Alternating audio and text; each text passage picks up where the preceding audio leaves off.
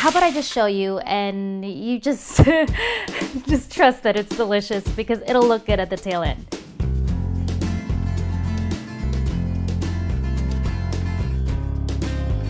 Let me just show you the ingredients.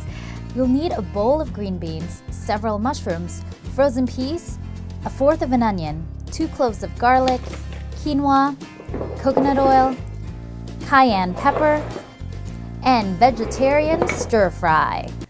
This right here is the vegetarian stir fry sauce.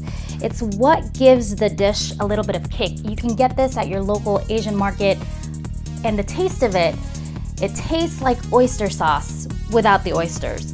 Key ingredients here are water, sugar, and soy sauce. If you can't get one of these at your local stores, I'd say go with a little bit of salt, soy sauce, and pepper, and then you're all set. We're making 2 separate meals here. The first one is a stir-fry dish, and the second one is quinoa. First, chop up the mushrooms, garlic, and onions. The ends of the green beans should be cut. You don't need it. Turn your stove to medium heat and use about 1 tablespoon of coconut oil. Okay, now once that's done and it's all melted, that's when you can start putting the key ingredients in.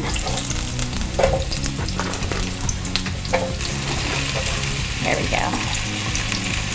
Make sure you pour out that stir-fry sauce or soy sauce and then add that cayenne pepper to taste.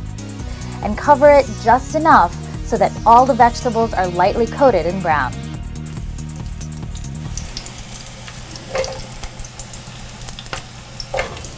Here's the second part. Let's make the quinoa.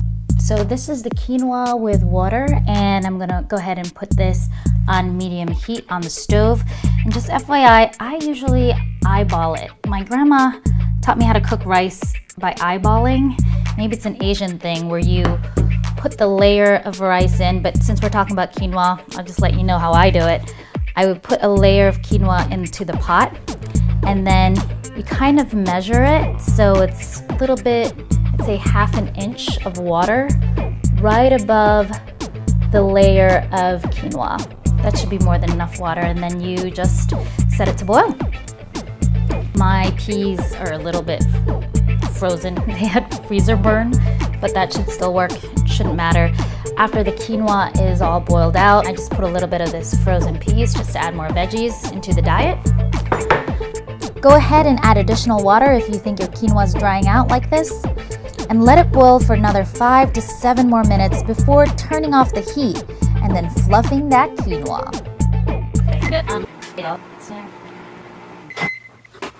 I didn't have a name for this in the beginning, but I thought I'd dedicate this to the woman who taught me how to cook, and that is my mom. So this will officially be named Nancy's Stir Fry. This is my friend Elizabeth, and she's here to join us for dinner. What's that,